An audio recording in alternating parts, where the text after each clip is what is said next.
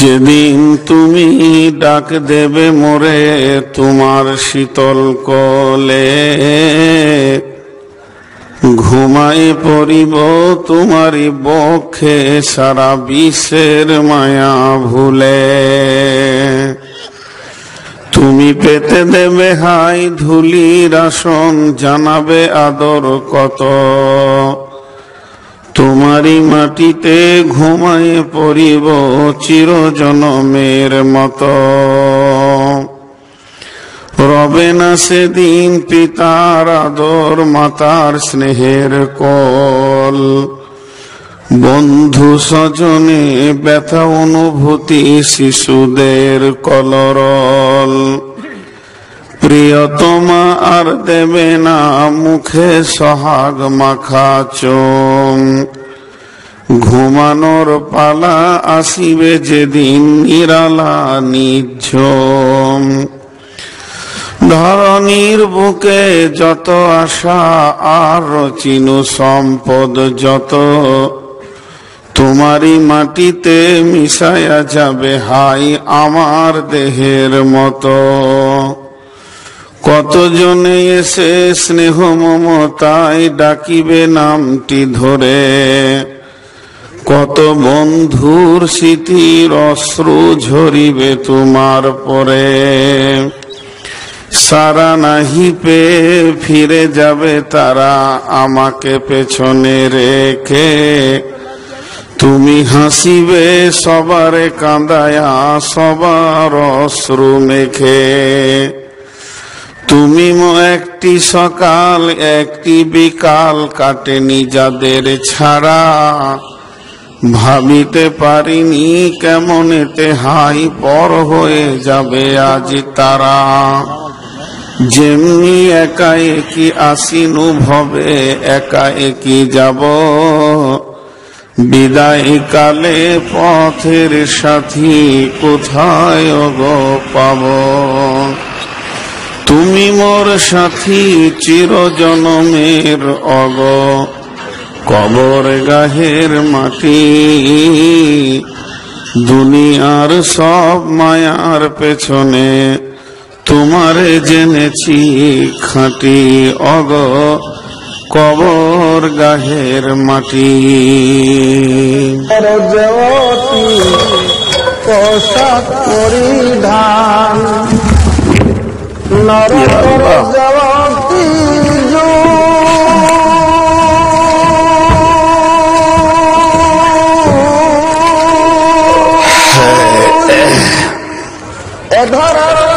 শ্রদ্ধেয় সুযোগ্য আজকের সবার সভাপতি,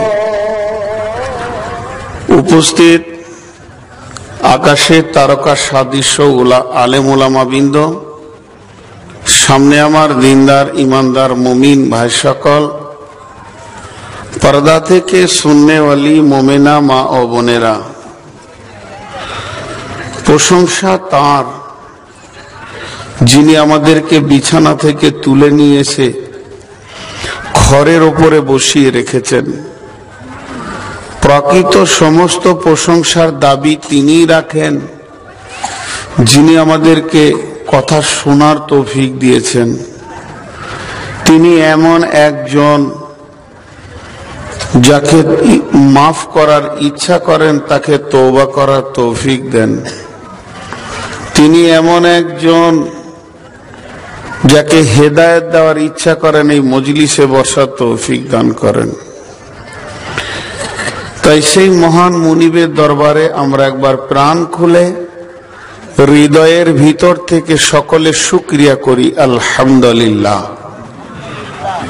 দরুদ ও সালাম বর্ষিত হোক আখিরি পয়গম্বর নবী মুহাম্মদুর রাসূলুল্লাহ সাল্লাল্লাহু আলাইহি ওয়াসাল্লামের উপর। আল্লাহুম্মা আমিন, আল্লাহুম্মা সাল্লি আলাইহি, আল্লাহুম্মা বারিক আলাইহি। আমি আমার বক্তব্যের প্রারম্ভে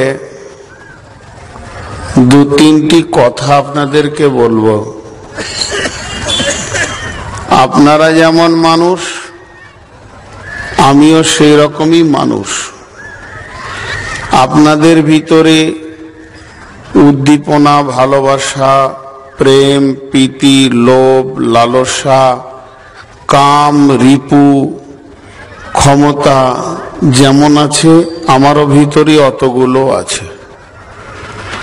আপনারা যেমন লোভী আমিও লোভী, আপনাদের যেমন সংযম হওয়ার ক্ষমতা আছে আমারও আছে।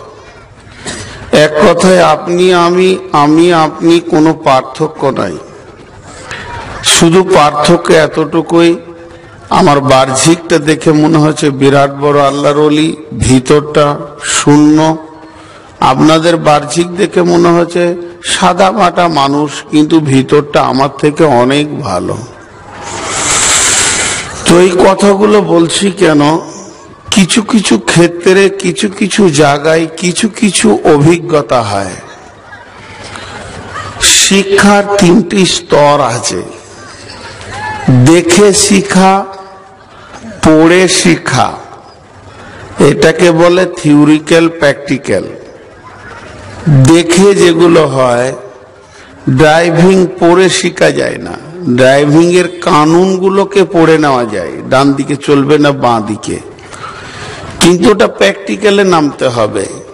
কেউ যদি বলে কাগজ কলমে সাইকেল চালানো শিখবো, জীবনে হবে না, ওকে রাস্তাতে নামতে হবে, আছাড় খেতে হবে, আবার উঠতে হবে, হ্যান্ডেল ধরতে হবে, এইভাবে শিখবে। এগুলো দেখে শিখা।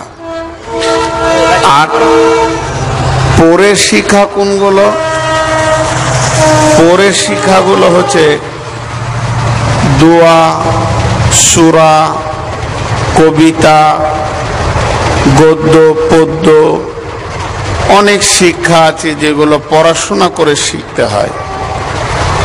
আর একটা হচ্ছে ঠগে শিখা। ওর আব্বা বলছে সাবধান, মানবে না, সাবধান, মানবে না, সাবধান, মানবে না। একদিন পকেট মেরে দিয়েছে, তারপর থেকে পকেট ধরে ধরে মার্কেটে ঘুরে। যে ঠগে শিখে ও জীবনে ভুলবে না। মুখস্থ বিদ্যা কখনো ভুলতে পারে, দেখা শিখাটাও কখনো কখনো ফেল হয়ে যায়, কিন্তু ঠগাটা ফেল হবে না। তো দুঃখ করে বলছি, এই বছরই আপনার এলাকায়, গ্রামের নাম জিজ্ঞেস করার চেষ্টা করবেন না, এই মালদা জেলাতেই জালসার শেষে যখন আমি চলে যাচ্ছি, দুইজন এসে বলছে ওকে ঘরে ভরে বেঁধে তালা মার, আমাদের জালসায় লস হয়ে গেছে, সব নিব তারপরে ছাড়বো। এক বেজ্জতি। অথচ গোটা পশ্চিমবঙ্গ জানে যে নূর মোহাম্মদ কালেকশন করতে জানে না। সে ঠিক টাইমে কালেকশন করালো না, কালেকশন বক্তাকে দিয়ে গল্প চালিয়ে নিল, গোটা রাতটাতে গজল বলে বলে চালালো, কিন্তু এই অঙ্কে মিলল না। তো এইগুলো থেকে আপনাদের কাছে ক্ষমা চাইছি। তিনটি অঙ্ক আমি জীবনে মিলাতে পারিনি, লিখছি 2 আর 2, দাগ দিয়ে ওখানে 4 হবে কোথায়, আমি লিখতে গেলে 28 হয়ে যাচ্ছে, 62 হয়ে গেছে। বহুত মাস্টারের কাছে গেলাম, কেউই মিলিয়ে দিতে পারেনি তিনটে অঙ্ককে। আপনাদের এখানে যদি ওরকম কোনো মাস্টার থাকেন, তো আমি তার শিষ্যতা গ্রহণ করব, আর সারা জীবন তার জুতো সোজা করব, জুতো সাফ করব। যদি কেউ মাস্টার থাকেন, আমার তিনটি অঙ্ক খালি মিলিয়ে দেন, পারিনি। সেই তিনটি অঙ্ক কি? 1 নম্বর হচ্ছে, আমি জীবনে ভেবেছিলাম মেয়েরা তো মানুষ, বিয়ের আগে বিয়ে করব, যা বলবো তাই শুনবে, কথার বাইরে চলবে না, কিন্তু পুরাটা উল্টা, এটা অঙ্ক মিলেনি। 2 নম্বর অঙ্ক মিলছে না, আমার চোখের সামনে বাসে একটা ছেলে যাচ্ছে, যাত্রী, সামনে 3টে ট্রাককে দাঁড় করিয়ে দিয়ে পুলিশ টাকা নিচ্ছে, নোংরা কাজ করছে। এই বাস থেকে এমনি করে দেখলো, বলছে, গাল দিতে লাগলো, কুত্তার বাচ্চা, বাঁদরের বাচ্চা, আরো নোংরা নোংরা করে খিস্তি করে করে গাল দিচ্ছে পুলিশকে, যে তোদের বেতনে হয় না, তোরা এইভাবে ড্রাইভার কাছে পয়সা লিচিস। ওই ছেলেটা 7 থেকে 8 মাস পর সিভিক পুলিশের চান্স পেল, তো ও আবার টাকা লিছে। অঙ্কে মিলছে না, যে ওই গালি দিচ্ছিল, এখন ও আবার টাকা বেশি নিচ্ছে। এটা কি ওই পুলিশের পোশাকটার দোষ, না এটা দোষ? আর একটা অঙ্ক মিলাতে পারিনি, রানিং এখন 21 বছর জালসা করছি কমিটির ব্যাপারে। এইটা গ্রামটার নাম অহিদপুরের একটা কমিটি আছে, মাশাআল্লাহ। এরা কালেকশন করেছে লাইট, মাইক, সাউন্ড, বক্তা, কি হাড় ভাঙা মেহনত দিয়ে এটা করেছে। এখন জালসা শুনতে এসছে কোথা থেকে? ধরেন তালগাছির লোক এসছে জালসা শুনতে, শুনে আমার কাছে ডেট নিল, একটা ডেট হলো 20 দিন পর ওখানে জালসা, এটা উদাহরণ দিচ্ছি। তো কমিটির লোক উঠে যাওয়ার সময় জিজ্ঞেস করছে আপনাকে কটায় দিয়েছে? আমি বললাম 10:30টায়। ছি, একবারে হুঁশ নাই। 10:30টায় কি প্রধান বক্তা দেয় গো? 9টায় দিবে, 11টায় ছাড়বে। আমি মনে মনে ভাবছি তাহলে ওরা 9টায় দেবে, এত ভালো মানুষ যখন। ওদের ওখানে যখন পৌঁছাচ্ছি তখন 12:30টায় দিছে। ওই লোকগুলো মাথাটা কি করে চেঞ্জ হলো, এই অঙ্কটা আমি মিলাতে পারছি না। এখানে যে 10:30টায় দিয়েছে যেন দুঃখ করছি না, 10:30টা রাতটা খারাপ নয়, এটা ঠিকই টাইম, এটা মেন টাইম, এটা খারাপ টাইম নয়। মানে এইগুলো দুঃখ জালসার জীবনে। অনেকে ভাবে হয়তো বক্তায় উঠেছে 2 ঘন্টা বকবে, কিন্তু যতক্ষণ রোমে থাকি পেরেশান করে ছেড়ে দেয়। তো যাই হোক, এগুলো আপনাদের সামনে বললাম, এর পেছনে কিছু আছে, আপনারা শিক্ষিত মানুষ বুঝে নিয়েছেন। আজকে যে বক্তব্যটা আমি ধরেছি সেই বক্তব্যের বিষয়টা হচ্ছে তাজকিয়ায়ে নাফস। এক উর্দু দার্শনিক বলেছেন, ইস ঘর মে আগ লাগি হ্যায় ঘর হি কি চিরাগ সে। ইস ঘর মে আগ লাগি হ্যায় ঘর হি কি চিরাগ সে। এইটার ওপরই কথা হবে। একজন বলছে, বচনে বচনে বিটি হারাইল ক্যাথা, ভেরলের যুদ্ধতে গেল শিয়ালের মাথা, মা বিটিতে ঝগড়া করে বটি পড়ল নাকে, 3 জনের মধ্যে দোষ দেব কাকে? এখন আপনাদের কাছে আমি বিচার চাইছি, দোষী কে?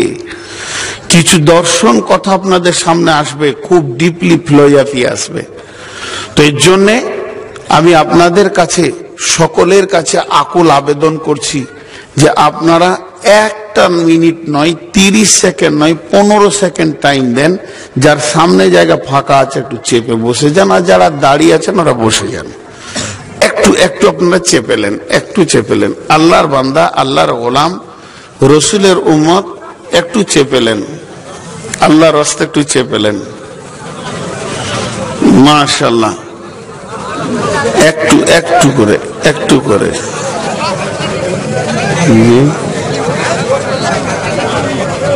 হালকা হালকা চেপেলেন।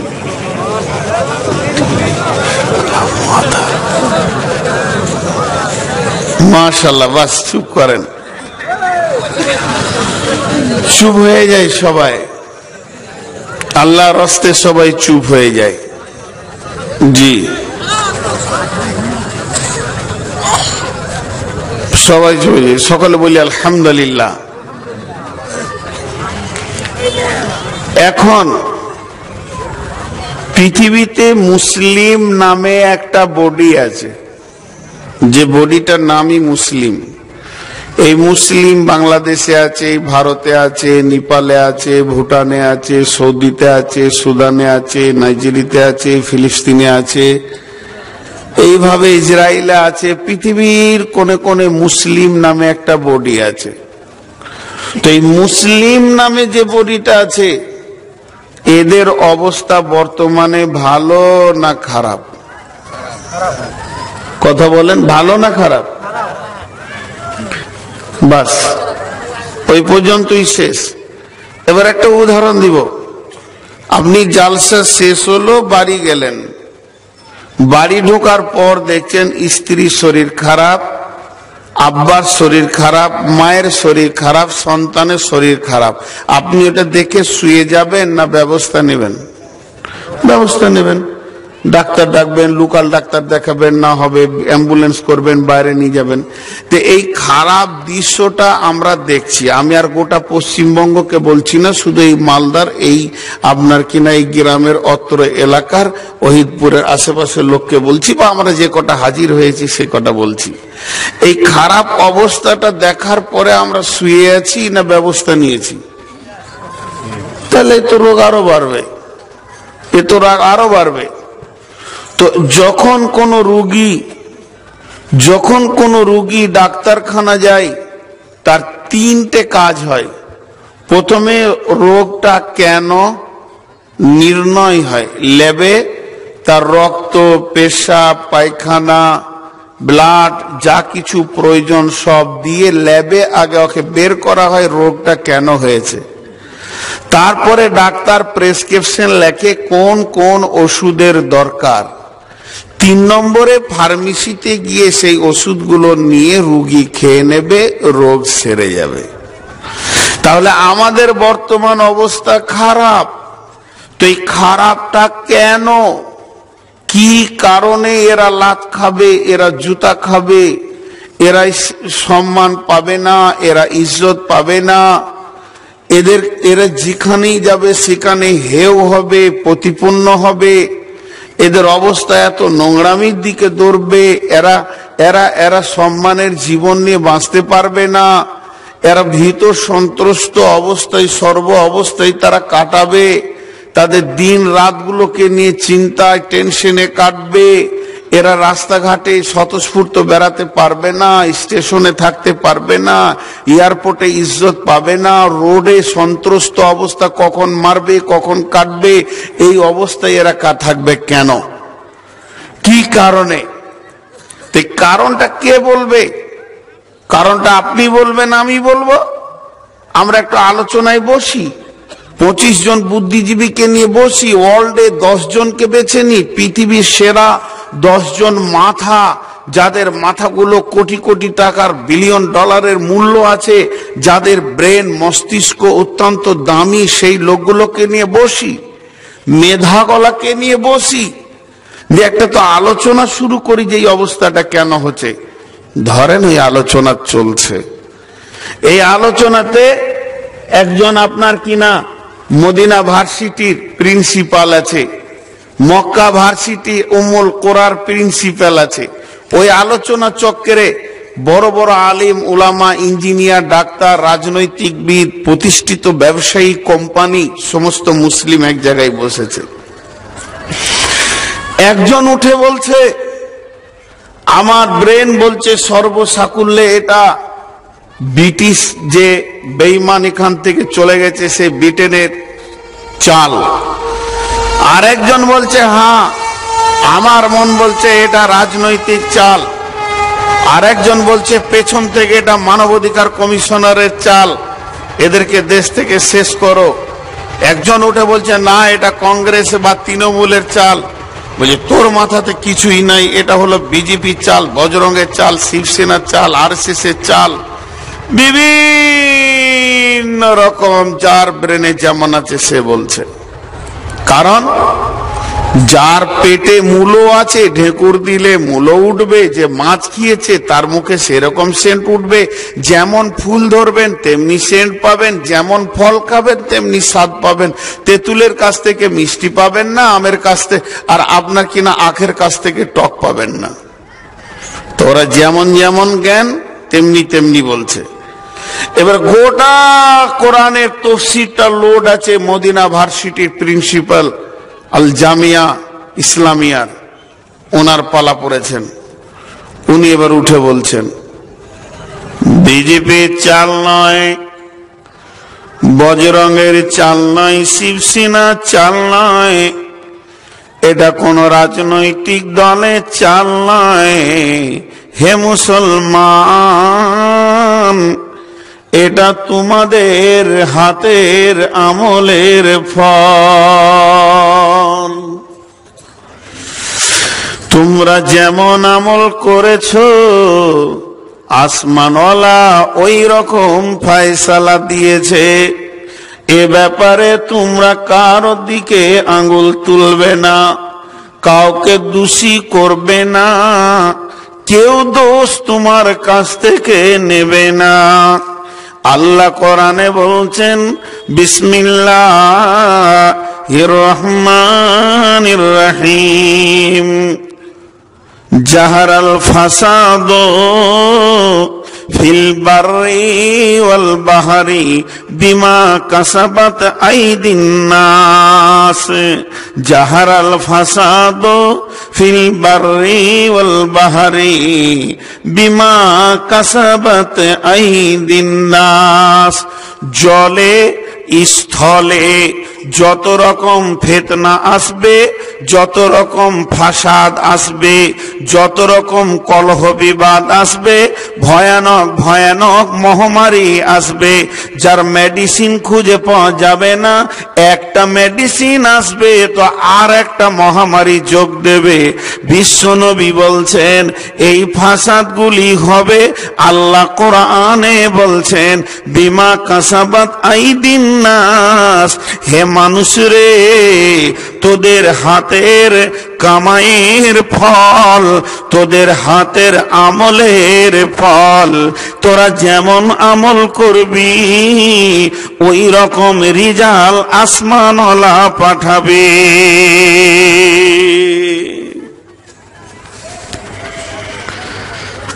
তোমার হাতের কামাইয়ের ফল। আপনাদেরকে আমি 10 মিনিট ধৈর্য ধরতে বলছি, বেশি লাই। আমাকে তথ্যবহুল দর্শনে ঢুকতে দেন খালি।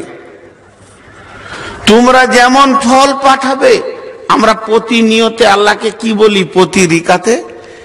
ইয়াকা না'বুদু, তোমারই ইবাদত করি, ওয়া ইয়াকা নাস্তাঈন, তোমার কাছে সাহায্য চাই। তার মানে এটা একটা সন্ধি হচ্ছে আল্লাহ বান্দা, বান্দা আল্লাহ। একটা কম্পেয়ার হচ্ছে আল্লাহ বান্দা, বান্দা আল্লাহ।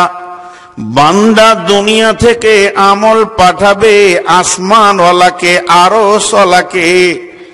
এখান থেকে যেমন আমল আরশওয়ালার কাছে গিয়ে পৌঁছাবে, আরশওয়ালা ওই রকম ফাইসালা পাঠাবে দুনিয়াওয়ালার জন্যে।